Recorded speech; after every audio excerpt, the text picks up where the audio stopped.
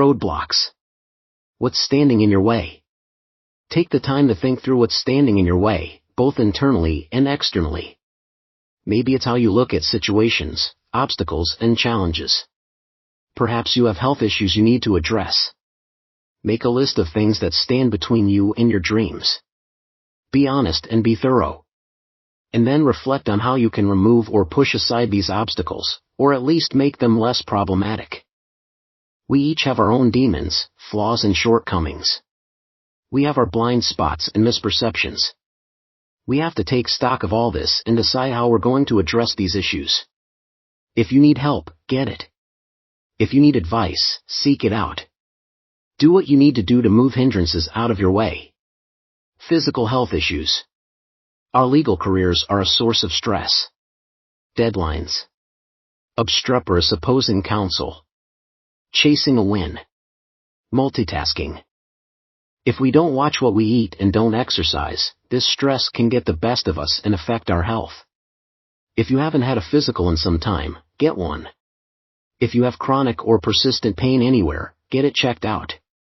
If you're struggling with your weight, seek help to get on a balanced diet and encouragement to stick with it. If you haven't exercised since the Clinton administration, see a doctor to make sure you're healthy enough to start an exercise regime and find one that you'll likely stick with.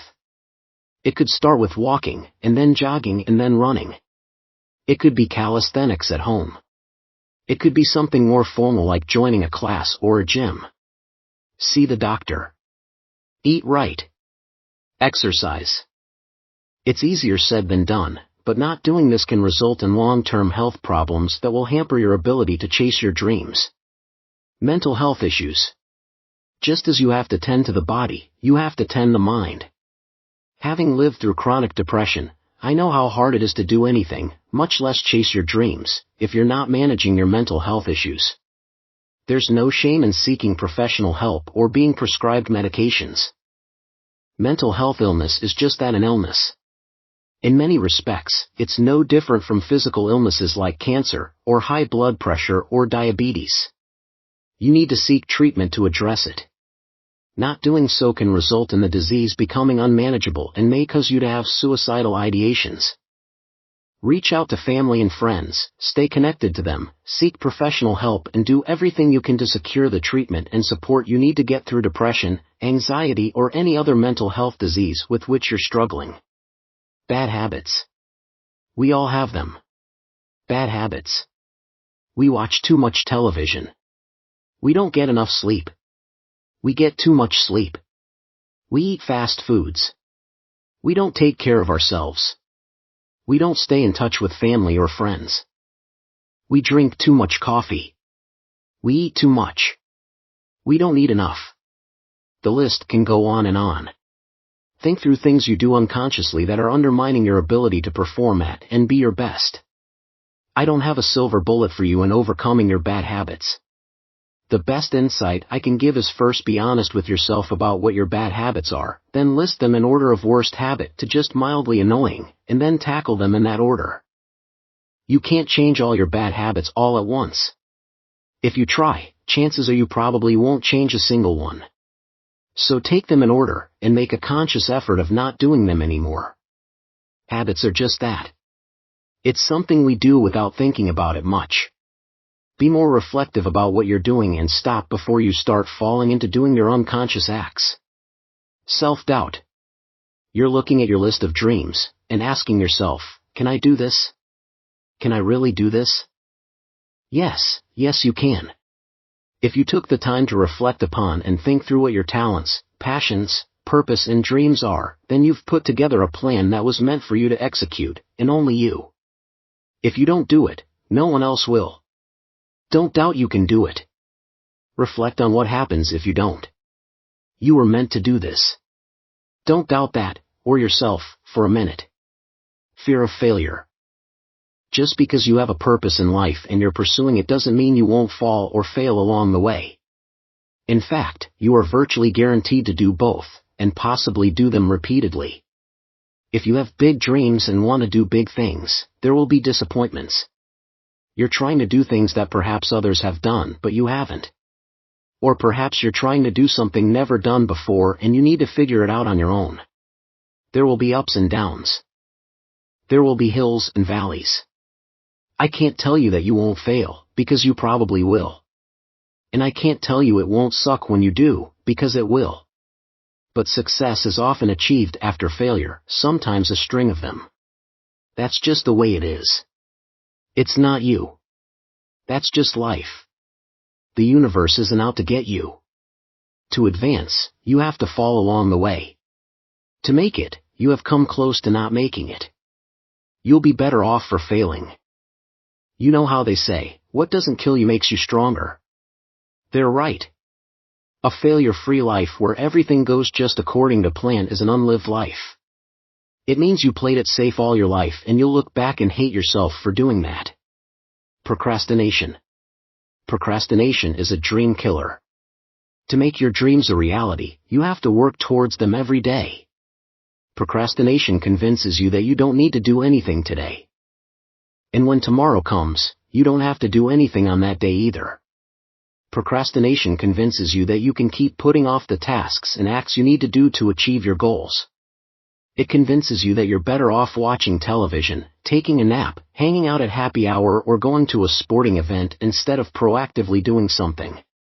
A good way to overcome procrastination is to calendar an activity each day at a time you're available. Having a specific task pop up on your smartphone will encourage you to turn off the television and do the task at hand. Procrastination is a bad habit you can overcome by consciously doing something each day that moves you closer to your dream. Laziness. There's no excuse for laziness. I suspect you're not lazy because you're still reading this book and we're closing in on the end. You can hire the most talented candidates, but if they're lazy, they will adversely affect morale and undermine your firm's mission and purpose. A strong work ethic is needed to transform a vision into a reality. As I previously said, talent is never enough. I don't know if there's a cure for laziness. Few times in my life have I seen a lazy person transform into a hard worker. It can happen, but not often. If you're chasing your dream, and you have the skills and passion to pursue it, I don't see how you can be too lazy to pursue it. It really just boggles the mind. Naysayers. Ignore the critics. You know what most of them are? They're lazy. You would think being lazy is bad enough. But lazy people aren't satisfied with simply wasting away their own lives. They also want to bring down others who have the work ethic to make something of themselves. Other than family and close friends who have my best interests at heart, I don't see why anyone else should have an opinion, or quite frankly care, what I'm trying to do with my life. I don't have time to think about, much less opine about someone else's plans. If you have naysayers in your life, ignore them. They're jealous because your success only makes them feel smaller. People who dream big attract others who do so too. Seek out those folks in your life.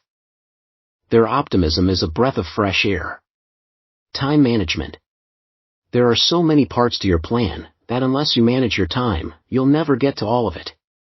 Get used to using a calendar for tasks related to your plan just as you use your calendar for work. Just as you calendar every deposition, hearing and teleconference, you must get in the habit of setting aside time and calendaring activities that form the basis of your plan. Do you need to read a book to learn more about topic X, because you need to understand topic X to advance to the next step in your plan? Schedule an hour a day to read X. Do you need to meet others who have already accomplished your goals? Schedule coffee or meals with them. The key to time management is being in charge of your calendar instead of letting your calendar take charge of you. You can't be running from one emergency to the next because you didn't bother to calendar activities, which if done in a timely manner, would have prevented a much more time-consuming emergency. Measuring success. You need to establish criteria by which to measure your success. You may be completing a lot of tasks, but are they truly helping you achieve your goals? Analyze how what you're doing is helping you achieve success. You may be having a lot of articles published, but if your motivation to write them is to increase referrals and you haven't secured a single referral, then maybe you need to adjust your micro goal of getting published to better achieve your macro goal of developing business. Conversely, perhaps you haven't presented much, but from your 2 speaking engagements you've secured 2 referrals. Maybe you need to shift away from writing and towards speaking more. Doing a lot isn't the point. Doing what works is. Getting back to writing articles.